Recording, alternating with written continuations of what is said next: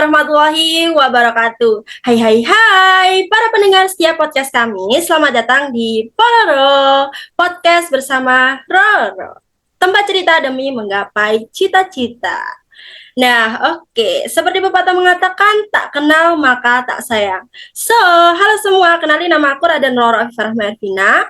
Kalian bisa panggil aku Roro dengan NIM 076. Aku dari jurusan PGSD angkatan 2022, kelas C, Universitas Negeri Surabaya.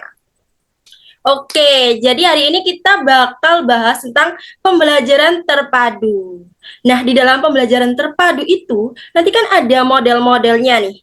Nah, salah satunya yaitu model terpisah.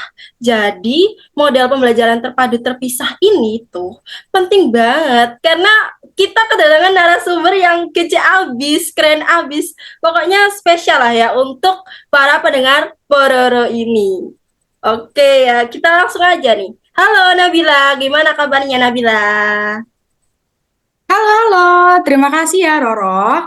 Kabarnya baik sekali dong pastinya. Karena jujur teman-teman, alhamdulillah banget. Aku seneng banget nih bisa mengisi Pororo podcast bersama Roro pada sore hari ini. Bener banget, Alhamdulillah. Mungkin teman-teman juga belum tahu nih, siapa sih Nabila ini? Mungkin Nabila bisa memperkenalkan diri dulu. Oke, halo teman-teman semuanya. Perkenalkan, aku Nabila Faizatu Syahrani, biasa dipanggil Nabila. Aku juga dari PGSD nih, angkatan 2022 kelas C, dari UNESA juga pastinya. Serius teman-teman, aku bahagia banget bisa berbicara tentang topik yang menarik ini nih, Rory. Pasti dong, Nap. Oke, seperti yang kita bicarakan di awal, kita akan membahas topik yang sangat penting, yaitu sesi kupas tuntas model pembelajaran terpisah untuk bekal guru-guru muda berbakat. Tentunya ini relevan ya dengan pendengar setia kami yang mau menjadi guru nih, calon-calon guru muda berbakat. Itu begitu kan, Nap? Betul sekali, Roro. Jadi, dalam beberapa menit ke depan nih teman-teman, kita akan membahas topik yang menarik banget. Karena apa? Karena dengan membahas topik ini, topik tentang model pembelajaran terpisah atau fragmented, ini besar harapan kami bisa mempengaruhi bagaimana guru-guru muda bisa mempersiapkan diri dalam dunia pendidikan. Kayak gitu, Ro. Oke, langsung aja nggak sih? Pertama-tama mari kita pahami dulu nih, apa sih sebenarnya model terpisah itu? Silahkan Nabila. Oke. Oke, terima kasih Roro. Jadi teman-teman, model pembelajaran terpisah atau fragmented ya, itu merupakan model pembelajaran di mana bahan pelajaran yang disajikan dalam bentuk subjek atau mata pelajaran itu disajikan secara utuh dan tanpa ada keterkaitan dengan mata pelajaran lainnya. Jadi, setiap mata pelajaran itu diajarkan oleh guru-guru yang berbeda dan dalam waktu yang berbeda juga pastinya. Kayak gitu. Wah, bisa dijelasin mungkin praktek di lapangannya, Nap, biar kita jadi lebih paham nih tentang model fragmented atau terpisah ini. Oke, bisa banget dong pastinya. Misalnya gini nih teman-teman, dalam lingkup sekolah dasar nih ya, mohon maaf, dalam satu harinya itu pastinya akan ada 3 sampai 4 mata pelajaran, benar bukan? Iya, Nah, semua mata pelajaran tersebut itu memiliki porsinya masing-masing. Jadi terdapat buku pegangan dari setiap mata pelajarannya, kayak gitu. Dan yang dimaksud memiliki porsi materi masing-masing ini juga sama halnya dengan sang pendidik. Jadi, dalam 3 sampai 4 mata pelajaran itu terdiri atas 3 sampai 4 juga guru pengajarnya dan dengan waktu yang berbeda-beda juga gitu. oh, jadi begitu ya proses pelaksanaan model pembelajaran terpisah ini. Nah, kalau manfaatnya sendiri itu untuk apa ya, Nap, model terpisah ini? Oke, baik. Aku izin jelasin ya, teman-teman. Jadi, setiap model pembelajaran itu pasti ada manfaat dan kekurangannya ya. Aku jelasin manfaatnya nih. Yang pertama, pastinya setiap isi atau konten dalam setiap mata pelajaran itu terjaga keorisinilnya. Yang kedua, peserta didik jadi lebih dapat menguasai setiap materi. Karena apa? Karena materi satu dengan materi lainnya itu dibedakan. Nah, begitu pula dengan buku dan latihan soalnya juga gitu. Sehingga teman-teman, pemahaman pemahaman materi pasti akan lebih mendalam gitu. Nah, yang ketiga, ini bagi pendidik. Bagi pendidik, bisa dibilang model pembelajaran terpisah ini sangat ramah gitu, Ro. Oh, sangat ramah ya, Nap. Nah, ini menarik nih teman-teman. Kenapa ini Nabila bisa bilang kalau model pembelajaran ini itu ramah untuk guru? Boleh dijelaskan nggak, Nab? Oke, ini memang topik yang sangat menarik ya teman-teman. Aku izin menjelaskan. Nah, kalau aku pribadi menyebutnya, model pembelajaran terpisah ini memang sangat ramah bagi guru-guru muda seperti teman-teman semua yang telah join di Pororo kita sore hari ini. Jadi, seperti yang kita semua ketahui, kalau kita sebagai calon-calon guru SD itu dituntut untuk dapat menguasai semua disiplin ilmu. Benar bukan? Dan ini sebenarnya bukan hal yang salah, teman-teman. Namun, aku rasa sedikit tampak tidak humanis seperti itu. Karena apa? Karena guru tetaplah manusia. Manusia yang memiliki limit, menurut aku loh ya. Ya, Nah, kita juga memiliki skill yang sangat kita kuasai kan pastinya. benar. Dan di sisi lain, pastinya kita juga memiliki keterbatasan, wawasan untuk satu atau dua hal dalam segi pendidikan kayak gitu. Nah, karena itu aku bilang kalau model pembelajaran terpisah atau fragmented ini sangat ramah bagi guru-guru muda seperti kita semua. Benar Itu, banget, Ro. Nab. Iya, benar banget. Berbicara soal limit nih, Nab. Guru-guru itu kan juga manusia ya yang punya limit dalam hal apapun. Benar, betul. Nah, meskipun mereka ahli di bidangnya, mereka kan juga memiliki batasan pengetahuan mereka sendiri. Begitu pula dengan dalam hal menguasai bidang ilmu.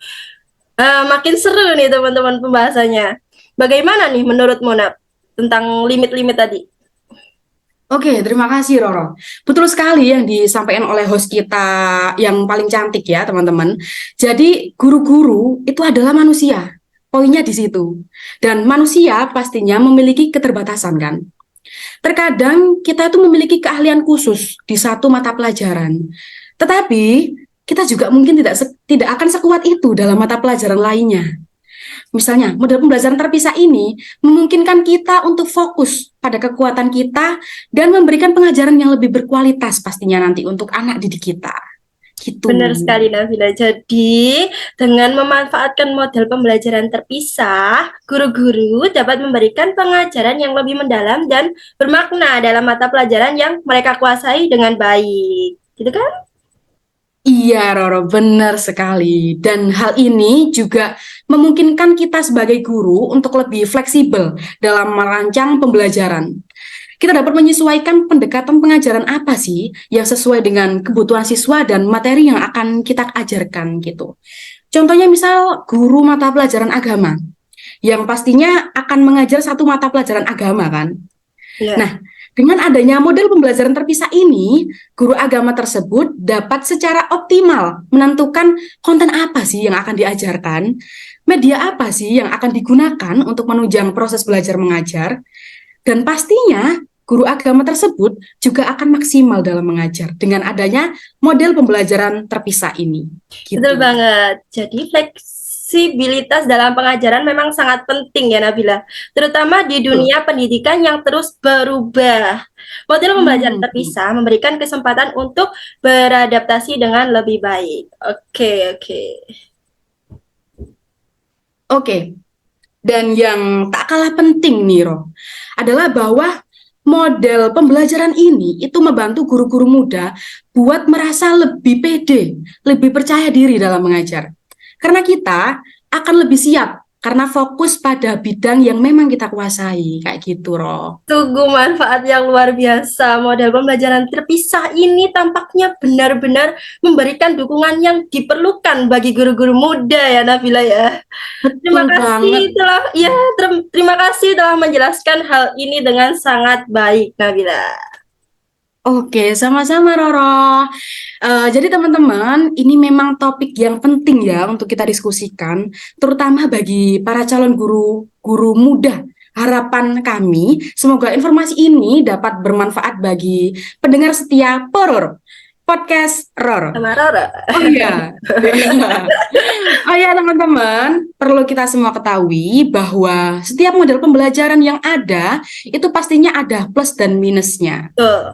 Kita tidak bisa mengklaim satu model pembelajaran ini sempurna dari model pembelajaran lainnya. Untuk itu, dalam penggunaan model pembelajaran selama proses belajar mengajar, itu harus disesuaikan dengan kondisi siswa, sarana prasarana, bekal guru, dan juga pastinya mempertimbangkan baik dan buruknya model pembelajaran tersebut. Untuk itu, kita sebagai calon guru-guru muda harus dengan pandai dan cerdas nih teman-teman untuk memilih dan menyesuaikan model pembelajaran terpadu jenis apa sih yang akan kita gunakan selama proses belajar mengajar. Gitu, Roh. Oke, tepuk tangan dulu dong buat Nabila. Udah cukup kali ya pembahasan kita terkait model pembelajaran terpadu terpisah ini. Mungkin langsung aja gak sih masuk ke sesi diskusi? Boleh banget, Roh. Silakan. Ya, barangkali dari pendengar Pororo, podcast bersama Roro, ada yang ingin bertanya, silahkan bisa raise hand dan mengaktifkan mikrofonnya. Silahkan. Oke, di sini sudah ada Kak Mafta. Silahkan Kak Mafta untuk memperkenalkan diri dulu dan menyampaikan pertanyaannya kepada kami. Baik, terima kasih. Halo semuanya, perkenalkan nama saya Mafta Aulia Tiara Putri dengan NIM 077. Penyampaian materi yang luar biasa ya dari narasumber ini Kak Nabila ya. Saya izin bertanya sedikit tentang pembelajaran terpisah atau fragmented ini. Jadi bagaimana sih cara kita sebagai guru SD untuk meningkatkan dan mengembangkan kemampuan berbahasa siswa dengan menggunakan model pembelajaran terpisah atau fragmented ini? Terima kasih. Terima kasih juga Kak Mafta atas pertanyaannya. Nah, pertanyaan yang menarik nih Nabila. Tentang cara meningkatkan dan mengembangkan kemampuan berbahasa siswa dengan model yang kita bahas tadi, yaitu model terpisah. Boleh langsung dijawab, Nab? Oke, siap. Sebenarnya aku mau ngucapin terima kasih banyak ya kepada Mafta atas atensinya dalam podcast kita pada sore hari ini. Aku langsung jawab aja teman-teman. Jadi dalam pembelajaran bahasa Indonesia, itu kan ada 4 aspek kemampuan berbahasa ya. Mulai dari menyimak, berbicara, membaca, hingga menulis. Betul. Nah, pastinya dalam proses belajar mengajar itu ada yang namanya tujuan pembelajaran. Nah, untuk itu, keempat topik tersebut harus diberikan secara menyeluruh dan terencana. Sehingga teman-teman diharapkan siswa dapat meningkatkan dan menguasai keempat aspek tersebut baik secara lisan maupun tertulis dalam pengembangan ilmu pengetahuan. Gitu. Namun, Mbak Mafta, dalam pembelajaran model fragmented ini, keempat aspek dalam keterampilan berbahasa itu dipenggal-penggal dalam waktu yang berbeda gitu. Dan pastinya agar siswa dapat menguasai suatu pembelajaran secara mendalam sesuai apa yang kita jelaskan tadi. Nah, model fragmented ini dalam pemenggalannya bisa disampaikan dalam waktu yang berbeda-beda atau juga didampingi oleh guru yang berbeda. Kayak gitu. Ya, setuju sekali. Nah, pembelajaran bahasa Indonesia memang melibatkan berbagai aspek yang penting untuk dikuasai oleh siswa. Dengan pendekatan fragmented, kita bisa memberikan perhatian lebih mendalam pada setiap aspek keterampilan berbahasa dan memastikan bahwa siswa itu benar-benar menguasainya. Hal ini itu akan membantu mereka tumbuh menjadi pembicara dan penulis yang lebih kompeten. Bagaimana Kak Mafta? Apakah sudah puas atas jawaban yang diberikan? Sangat puas, terima kasih banyak ya. Sama-sama Kak Mafta, selamat belajar. Oke, langsung saja ke pertanyaan selanjutnya. Di sini ada Kak. Di mana? Di mana? Oke, di sini ada Kak Pungki. Silakan Kak Pungki untuk memperkenalkan diri dan menyampaikan pertanyaannya. Halo teman-teman semua, terima kasih atas kesempatannya. Sebelumnya kenalin, aku Pungki Dwi Aprilia Gata, aku dari PGSD, dan aku sangat senang banget karena hari ini jam 4 sore aku akhirnya bisa menonton podcast dari podcast Pororo, karena ini sangat-sangat ditunggu-tunggu ya, setiap hari Jumat pukul 4 sore ditunggu-tunggu, yakni podcast Pororo, apalagi dengan narasumber yang sangat hebat yaitu Mbak Nabila. Nah, di sini kebetulan aku kan juga calon seorang guru muda. Nah, di sini yang ingin saya tanyakan yakni apakah model pembelajaran terpisah ini tuh cocok diterapkan untuk anak SD? Mengingat anak SD masih banyak sekali bantuan, masih banyak butuh bantuan berkolaborasi dengan mata pelajaran lain yang berkaitan. Karena yang sering saya ketahui biasanya banyak sekali guru-guru SD itu yang masih eh, berkolaborasi dengan guru yang lain dengan mata pelajaran yang lain yang saling berkaitan. Jadi, apakah model pembelajaran ini masih efektif untuk anak-anak usia sekolah dasar? Terima kasih. Sama-sama, Kak Pungki. Oke, terima kasih Kak Pungki atas pertanyaan yang luar biasa. Gimana nih, Nat? Apakah cocok model yang sudah kita bahas tadi, model terpisah, diterapkan di SD? Boleh dijawab, Nabila? Oke. Iya, terima kasih Roro. Ini pertanyaan yang kritis sekali ya dari calon guru muda kita, Mbak Pungki, yang pertanyaannya tak kalah bersinergi dari Mbak Mafta gitu. Jadi teman-teman, sebelum aku menjawab pertanyaan dari Mbak Pungki nih, aku ingin menggarisbawahi sedikit ya teman-teman. Kalau jawaban ini pure opini dari aku pribadi dan cara pandang aku gitu. Sehingga kalau dalam penjelasan ini nanti ada salah ataupun kurangnya, mohon dengan sangat aku bisa dimaafkan kayak gitu. Dan pastinya aku dan Roro akan sangat senang jika teman-teman memberikan saran dan kritik yang membangun untuk Pororo pada sore hari ini. Bener nggak, Roro? Bener banget, Nabila. Silahkan teman-teman komen di kolom komentar ya, bagi pendengar setia Pororo. Oke, aku langsung izin menjawab ya.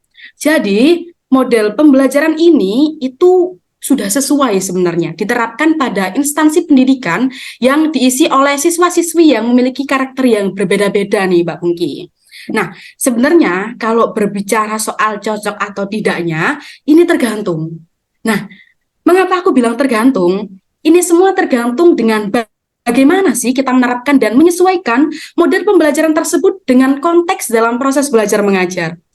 Sebelum ini aku juga sering ngobrol-ngobrol sama siswa-siswi sekolah dasar tentang materi pembelajaran yang dipisah-pisah. Jadi ada mapel IPA sendiri, mapel PKN sendiri, mata pelajaran bahasa Indonesia sendiri, dan itu semua ternyata menurut mereka sangat membantu ketika belajar dalam mempersiapkan ujian gitu. Nah, karena yang mereka pelajari ya konten materi tentang satu mata pelajaran tersebut seperti itu. Namun, Mbak Pungki dan teman-teman sekalian, model pembelajaran dalam proses belajar mengajar itu sebenarnya ada banyak banget nih. Nah, untuk menentukan kita harus menggunakan model pembelajaran yang seperti apa, itu harus disesuaikan dengan perkembangan zaman dan perkembangan peserta didik pastinya. Karena setiap model pembelajaran itu ada kelebihan dan kekurangannya masing-masing, kayak gitu. Dan dalam menentukan model pembelajaran, itu juga pastinya ada ketentuan Menteri Pendidikan kita. Seperti adanya perubahan kurikulum.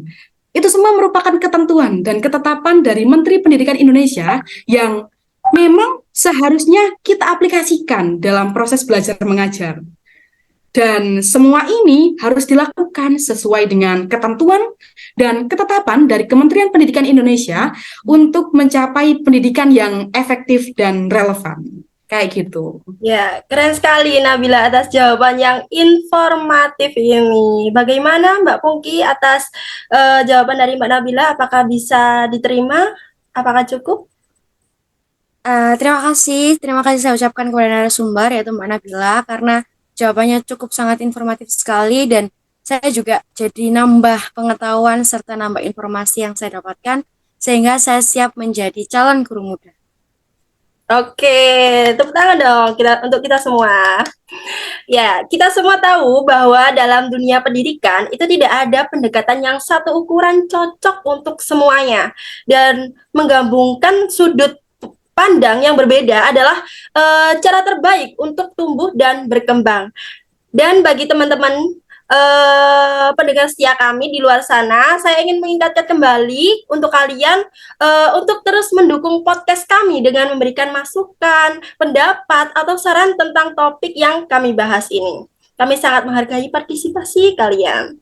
So, jangan ragu untuk meninggalkan komentar dan berbagi pemikiran kalian di kolom komentar di bawah ini. Ini adalah komunitas pendidikan yang kita bangun bersama, dan selanjutnya jangan lewatkan episode kami berikutnya untuk informasi lebih lanjut tentang dunia pendidikan yang selalu berubah. Sampai jumpa di episode berikutnya. Assalamualaikum warahmatullahi wabarakatuh. Now you bucket head hose, no way, it's the streets and we break the code, no way.